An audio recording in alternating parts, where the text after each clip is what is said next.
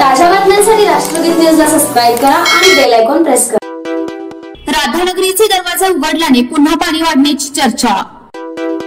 इचलकरंजीत पंचगंगा नदीचे पाणी पातळी सध्या 11 इंचांनी कमी झाली असून हळूहळू पूर ओसरत चालला होता। पण काल कोल्हापूर जिल्ह्यात ढगफुटीसारखा पाऊस पडल्यानंतर राधानगरी धरणाचे 7ही दरवाजे उघडले आहेत, पण दुपारनंतर पुन्हा 2 दरवाजे बंद झाले आहेत। यामुळे पुन्हा पाणी येणार का अशी विचारणा करत पूरग्रस्त नागरिकात भीती निर्माण झाली आहे। परंतु प्रशासनाने घाबरून जाऊ नये असे आवाहन केले आहे।